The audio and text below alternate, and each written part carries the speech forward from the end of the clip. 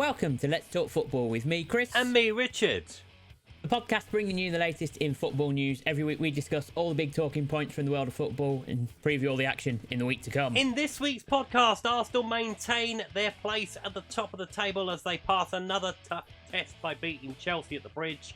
Liverpool beat Spurs to bounce back, and Emery is successful in his first game in charge of Villa with a big win over Manchester United. Lots to get through, some really good games as well elsewhere. So, let's talk football. Welcome everybody back to the podcast. Hello everyone. We are here to talk about Premier League football, I guess. Yeah, we've got lots to talk about this week, to be fair. Lots going on. Thought we'd start where Sunday started, at the Bridge. Yeah. Because Arsenal are starting to prove themselves now. They are. I think. People are starting to believe. They've got, they're taking on the big teams and they're beating them. They are, yeah. The question obviously will come later, and they need to pass those as the big break coming in the season now. And next week's the last weekend of Premier League football. Well, this weekend. And so the big question of Manchester City. Yeah. Manchester City as well, yeah. But I thought they were good value for it, Arsenal. I thought they played really well. Yeah, they are. They're just in a. They're in the zone. Yeah. They are, aren't they? They're just kind of getting on with it. They know, everyone knows what they need to be doing, and these games are always going to be tight against these teams, and so getting these points a huge boost of confidence. And Chelsea's defending for the goal was horrendous. Yeah, it wasn't that brilliant. Ball should not be allowed to travel from the corner taker all the way to the far post, and Gabriel just taps it in. We did it with his foot as well, didn't it? Yeah. Wasn't even if it wasn't a header. It wasn't a header, no. And there was one Chelsea player, I think it was Cucurella, that was just grappling on to his defender. The ball goes past him. He could have put his foot out to try and sort of whack it away. But he was so focused on the man he was holding on to, he completely ignored the ball. It was Xhaka, I think. I think he was having a little hug with Xhaka in the box. It's just crazy defending. Yeah, not ideal. Real focused on one thing and one thing only. Yeah, but Chelsea didn't play very well, to be fair. I think Arsenal played within themselves, it seemed, because they were Chelsea were very easy to break attacks down and things like that. Yeah. So it's a big result for Arsenal. Their title contention is there at the moment, and it's just whether the break is going to help them, whether when the push comes to shove, when the pressure's really on at the end of the season in a title race, can they maintain? Can they keep it? Can they keep it together? So all those questions are still out there because this Arsenal team haven't done it before. No, and last year they dropped off towards the end of the season, didn't they? Mm-hmm. In that Champions League battle, which was won by us, of course. Which was in the end. I mean, you can have your little moment now because you're not going to like it later. No, I'm definitely not going to like it later. No. But so it was important as well to come off the back because the pressure was on from City. City had obviously gone and beaten Fulham on Saturday. Yeah. Without the man. Oh, the man was back, wasn't he? The man was back, and the man arrived at just the right time for him. Yeah. He had a goal ruled out already, and then scored the penalty. Soft penalty, has to be said. Yeah, was a bit soft, but very minimal contact. But I think Fulham will be disappointed with that. Well, they will be, but I think the start that Fulham have had to the season. Yeah. They wouldn't have expected going there to get anything. The fact that they hung up, I guess the real disappointing thing is that City go down to 10 men. Yeah, and you don't take advantage of it. Yeah. But you can't. You can't take advantage. City just have this innate ability. They're better than most teams with 10 men. True. What did you think of the other team with 11? What did you think of the penalty for Fulham? Penalty? Yeah, I think so. We'll get on to that later then. Well, go on then. Well, it was a penalty, but obviously in a other game this weekend that had a similar incident, a penalty was not given. Let me guess who that was against. I wonder who it could be. Absolute no shame in this man. I'm just saying that But you know what? Consistency across the board. You want to go to it? Let's go to it then. Let's talk about Spurs losing to Liverpool. Yeah. Okay. Shambolic defending first half from our perspective. Yep. Mo Salah was given the freedom of White Hart Lane to just tap the ball in. Tottenham Hotspur Stadium. White Hart Lane. That's what we call it. And then Eric Dyer has a bit of a brain fart. Yeah. For the second goal. Tries to head it back to Lloris and it comes off his shoulder with Mo Salah in between him and Longley. And that wasn't ideal. Not an ideal situation. But the big key moment of the first half came about midway point of the first half. So Ryan Sessegnon is into the penalty area. Trent Alexander-Arnold goes into the side of him, much like Jose Cancelo did against Harry Wilson.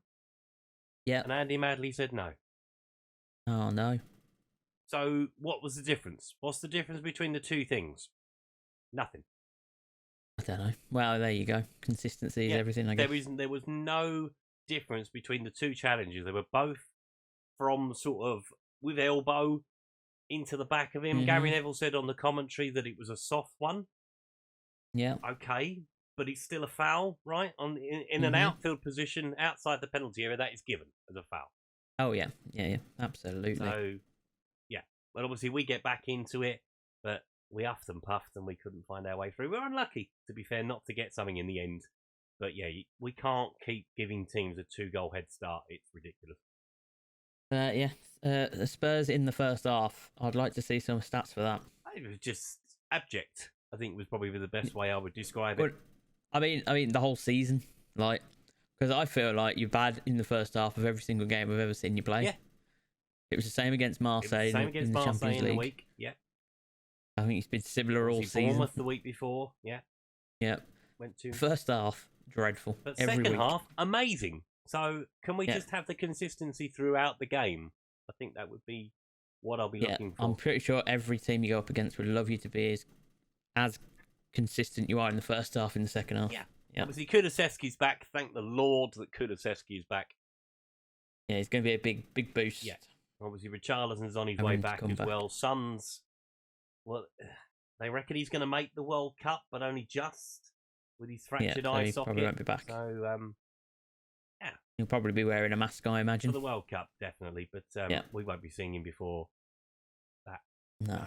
So, yeah, still fourth. Obviously, Newcastle have gone above us this weekend. But and that was another brilliant performance from them. Yeah, absolutely. Newcastle were on fire again.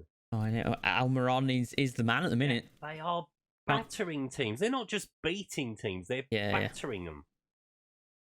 They're so good at the minute. Yeah. Eddie Howe's got them in a role at the moment that he looks unstoppable. Well, Pep right Guardiola now. said that they were in the title race.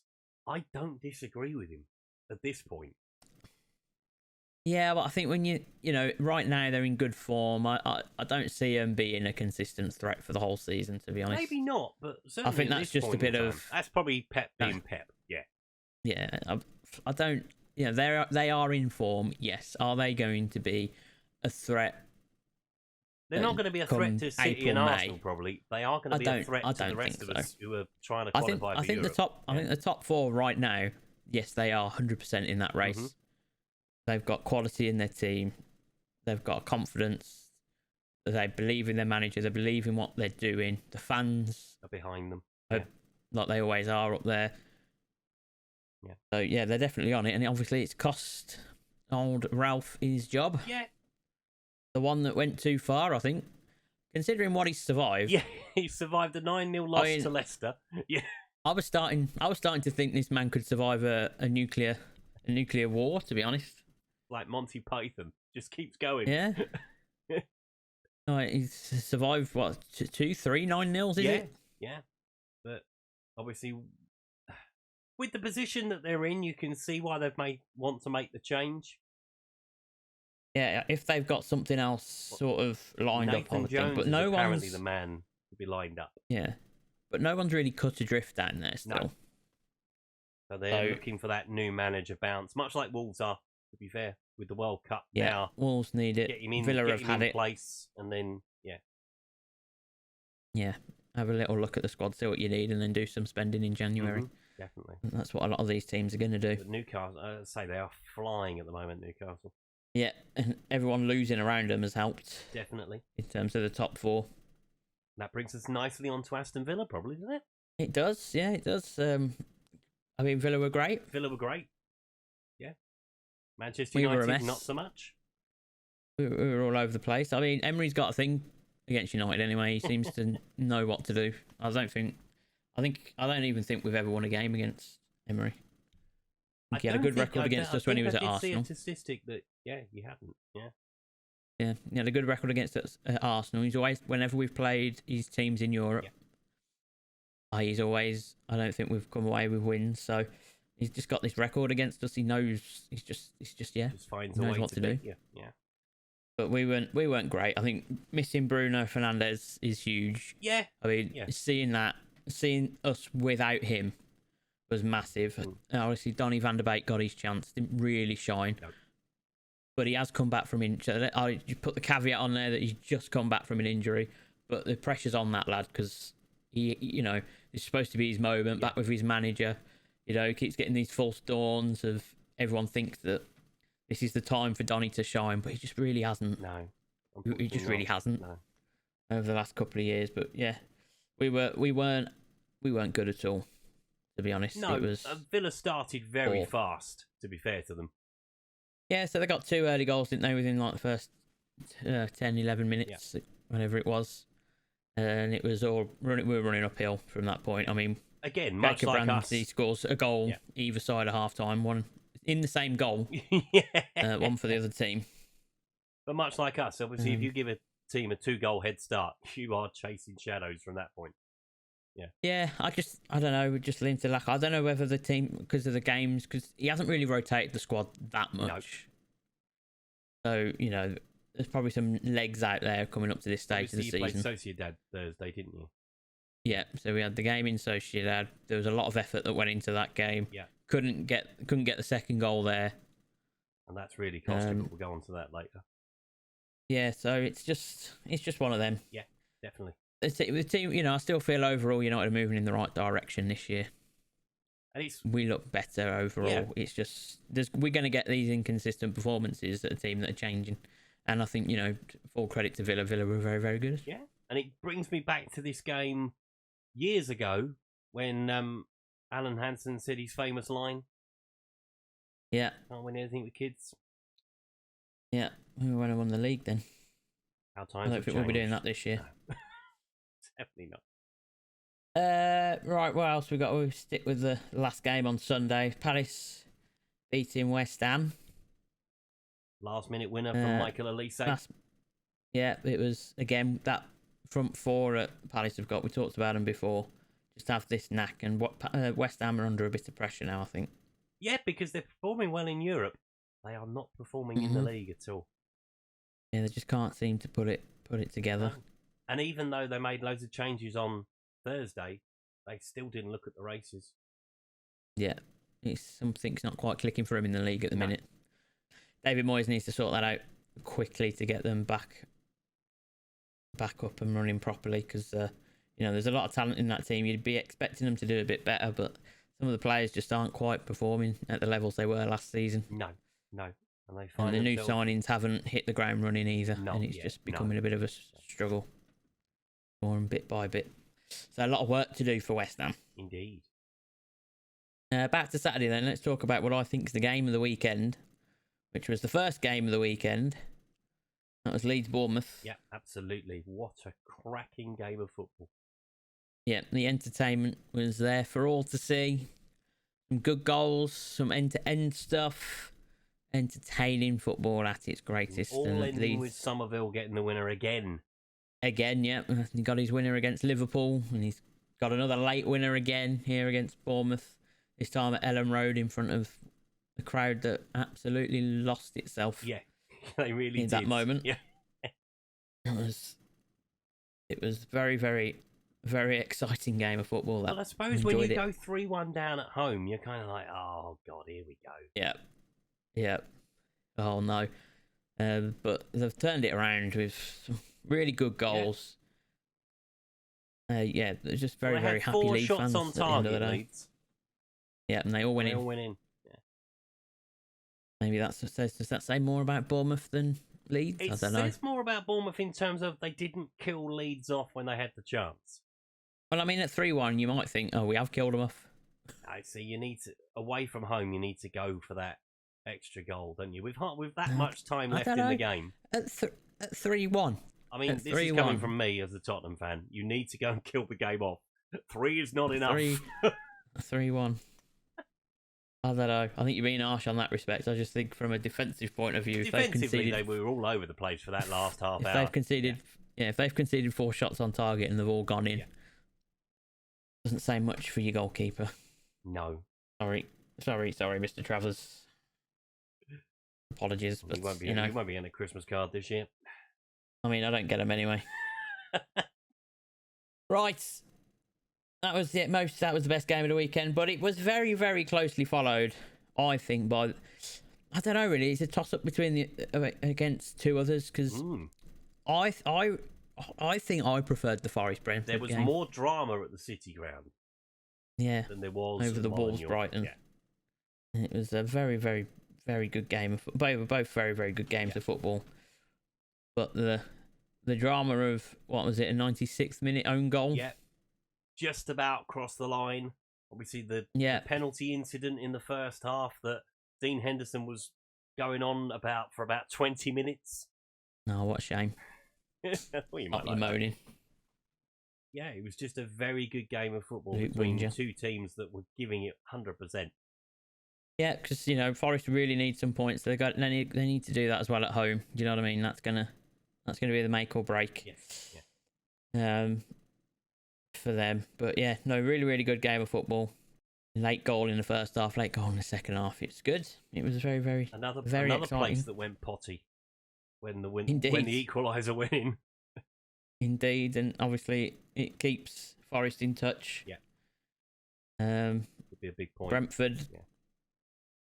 They're okay. They're doing okay. Obviously, sat in 11th at the minute, but they're only 4 points off. It's so tight. The bottom half of the league. Yeah, definitely. From 11th to 20th, it's 6 points, which is a lot, to be honest, down that end of the table when you get into the nitty gritty of it. But a couple of wins for one team, and you're going to get out. Yeah. You're going to move up the league fairly quickly. And you're going to start sucking teams in. Yeah, absolutely. And Brighton, of course, continue their good form. Semedo gets sent off, which doesn't help the situation. But I thought that Wolves defended really well in the second half. Even though they were down to 10 men. They did, yeah. They really did. Up until, obviously, Gross eventually gets the goal. Yeah. Yeah. That's just, that lack of concentration. Yeah, you only did one lapse in concentration, didn't you? Yeah. Yeah. But overall, it was a really good effort, I think, from Wolves. I mean, the red card's a silly one to give away. Yeah. It looked a bit harsh as well, to me. I think, but you're putting yourself in a situation, aren't you? They gave it for denying a goal-scoring opportunity. The guy was on the edge of the box. But that's... Is he going to run through on goal and score? Well, that was obviously what... Well, that's obviously what the referee deemed. But yeah, you just need to be... You just need to stay... You need to stay on your feet. You just need to stay on your feet. Yeah, you just got to stay on your feet. Keep yourself... from having these, these things can happen. Force him on the outside and make him try and cross the ball. Yeah, that's it. You know what I mean? You've kind of committed yourself, and it's cost your team because even if if it happens in the box though, you're only getting a yellow. I guess you're losing the penalty. Yeah. But in that position, you're just giving the ref an opportunity to. It was very tight to the line for a penalty or not. Yeah. But it's just one of those. But they hung on the best that they could. Mm-hmm. In the second half, but it just wasn't to be. And I've figured out how to pronounce the new Wolves' manager name. Yeah, go on. Julien Lepergy. Lepergy. Oh, there you go. I listened to someone say it the other day. So if he said it wrong, we've said it wrong. Well, you've said it wrong. You said it too. Right. I was just asking you that you were sure that was the thing. Right. Then the other game we've got to talk about then on Saturday is the Everton-Leicester game, and obviously Leicester winning 2-0 there. Everton did not look good at all. No. Leicester were, Leicester got a win that they desperately needed. Yeah. Lovely goal from Tielemans. Oh, Tielemans' goal was a beautiful goal. Yeah. Love to see those. You can watch them all day. Yeah. But important to Leicester, moves them quite nicely up the table, up to 14th at the minute, like we're saying. Up to the dizzy heights of 14th for Leicester. Yeah, it can turn around so much, so quickly with a win. And obviously, puts them a point behind Villa. Also got an important win, so I think it's gonna be like that now, because we're gonna have this big break coming. Mm-hmm. So I think not a lot really is gonna happen unless maybe a win happens that maybe cut Wolves or Forest adrift. Yeah. But it's how everybody resets ready for Boxing Day. Yeah. So if everyone remains inconsistent and that still stays pretty tight at the bottom, there's going to be a lot of teams looking at that feeling nervous, or probably all the way up to Brentford, to be honest, looking behind them for the time being, wondering about what they might do come Boxing Day and put some plans in place for January, I think. Yeah, obviously a lot of them sound like they're going to go away for warm weather training whilst the World Cup is on. Yeah, which makes sense. Yeah, it does. Yeah, definitely. I'd love to be able to do that, to be honest. I'd love to go and have some warm weather training anywhere, to be honest. Yeah, exactly. Very, very nice. So that's your Premier League all rounded up. Looking good for Arsenal and City in the title race at the top of the league. Forest and Wolves will be needing a bit more at the bottom. Right, what have we got next for us? We're going to be going around the world? Go around the world, and there is a lot in around the world this week because it's been a very big weekend across the world. We're going to start this week in Argentina, where Boca Juniors and Racing Club met in the Cup final. Not sure what its official title is, but it was the Cup final. 10 players, yes, 10, were sent off during the game. That's the most South American football thing I think I've ever heard. Yeah. So Boca Juniors had 7. Yeah. Racing Club had 3. Does that mean that they lost 7 players, so they had to forfeit the game? They had to abandon the game in extra time. Racing Club won the game by 2-1. That's to be fair to Boca Juniors. Yeah. Right. The fact that they'd lost 7 players. Well, they lost 5 in one go. So they lost 2 before. Oh, right, okay. Whilst the game was still live, if you like. Right. And then they lost 5 in the fracas after Racing Club scored their goal. Right.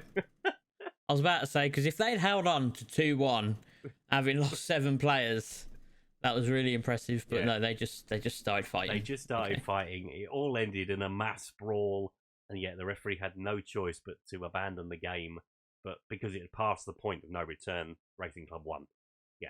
Crazy. Absolutely crazy. Less so in Serie A this week. The Rome derby was the destination for Lazio versus Roma. And Felipe Anderson was the match winner from that one. Milan left it late to beat Spezia with Olivier Giroud scoring a late winner before being sent off. Juventus continued their upturn in form with a win over Inter. Another side who left it late to win were PSG as they beat Lorient by 2-1. Marseille got over their disappointing Champions League exit with a win over Lyon as Monaco moved up into the European places.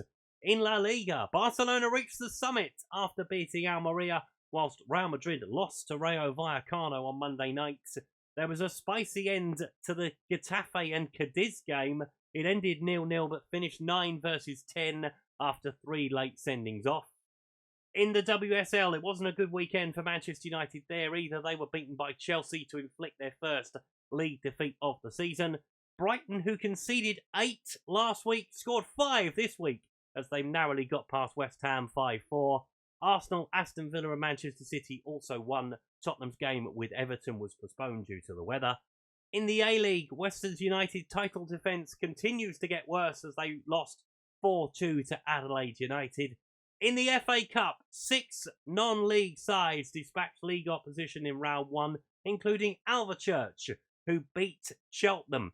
Chippenham Town knocked out Lincoln in 2 of the bigger shocks, No such luck for Needham Market, though, sadly. They were beaten 2-0 by Burton Albion. But Chippenham will get the chance to knock Burton Albion out of the FA Cup in round 2. And finally this week, we end with the MLS Cup final. It did not disappoint. A 3-all draw. Gareth Bale scoring the equaliser for LAFC in the 8th minute of added time after the goalkeeper was sent off for a foul on the striker running through on goal. But incidentally, the guy that came off the bench to go in goal for LAFC was a former Philadelphia player, and he saved 2 penalties in the shootout. A true Hollywood ending for LAFC. Interesting.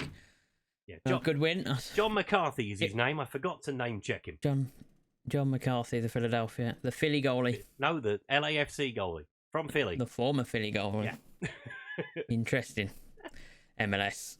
Good times. Right. Well, lots and lots going on. Right, you wanted to go through European draws, didn't you? Yeah.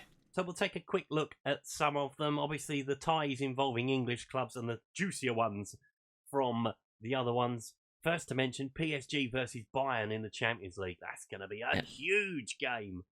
Nice big European game. Yeah. So Leipzig drew Manchester City. Dortmund take on Chelsea. Liverpool take on Real Madrid in another huge game. It's a trip to the San Siro for Tottenham as we take on AC Milan. In the Europa League, it's Barcelona for Manchester United. What a draw you've got from there. Obviously, you had the chance to finish top, didn't you, on Thursday, but you didn't get enough goals, apparently. Yeah, we just needed one more goal. And didn't get it, and Barcelona is the result. That's all right. We'll take them on. Yeah, it's European football, isn't it? It's going to be a good game, that one. Ajax versus Union Berlin is going to be an interesting one as well, I think. Yeah. From the Europa League. Test for Berlin, at least. Yeah, definitely. Given their performance in their league this year. Obviously, Juventus have dropped into the Europa League as well. Yeah. As have Sevilla, who are a perennial winner of that competition. Yeah. Any standout ties from the Conference League? Obviously, West Ham enter it in the round of 16 because they won their group. Don't know why UEFA make things so complicated, but never mind. Anything to talk about? Fiorentina taking on Braga. I think that's about the only one that stands out for me anyway. Yeah, happy times. Lots of... Well, we've got to wait until after the World Cup, so everything goes on hold. Yep, till beginning of February. Valentine's Day, I think, is when it all kicks off. Very nice. Very nice. You know what, lads, you know what to do. Yeah, watch football. Yeah. Right. How is our friend Donis getting on? Okay, so I did a little bit more digging about Donis Avdijaj, our football manager wonder kid. He is injured. There we go. He is injured. I can now confirm he's injured. He's out till mid-December, so he will miss the last weekend before the World Cup. They were beaten 1-0 by Arsenal in the Europa League on Thursday. Fiorentina with the goal for them, so they finished bottom of their Europa League group. Joining Atletico Madrid out of Europe this year, yeah. And they lost at the weekend as well. They lost to Lugano by 2-0, so they are still rooted to the bottom and very much adrift. Not looking good for them at all. No, but they From Europe to relegation. But they do have a relegation playoff if they stay where they are with the division below. So there is a chance they could stay up. But yeah, there's a chance. They need an absolute miracle at this point to turn their season around. Well, that is unfortunate. Right, obviously some Carabao Cup football going on this week. But let's just have a quick little look at the last Premier League fixtures before the World Cup. Okay, so we start the weekend with Manchester City taking on Brentford at 12:30. Liverpool against managerless Southampton at 3, although that might change between now and then. Bournemouth take on Everton. West Ham take on Leicester. Tottenham take on Leeds. Nottingham Forest take on Crystal Palace at 3 o'clock. Then there's a huge game at St James's Park, and what a game this might well be. Newcastle taking on Chelsea. There's a 7:45 game as well, with Wolves taking on Arsenal before Brighton Aston Villa at 2 o'clock on Sunday. And the final game before the World Cup, Fulham take on Manchester United. Very, very much looking forward to some of those games. But thank you very much for listening this week. That's pretty much it for us. Don't forget, if you want to get in touch with us, At Let's Football Pod is the best way to do that on your Twitter. I'm sure Elon Musk will try and charge us for something eventually. And or you can email us and give Google some attention. letsfootballpod@gmail.com. Don't forget, we'll be back next time with lots and lots to talk about. We'll talk about preview to the World Cup. We've got obviously the last weekend of the Premier League announcement as well. Obviously, that will be taking place this week. Big things coming this week, so make sure you tune in next week. But for now, we will see you all next time. All right, bye.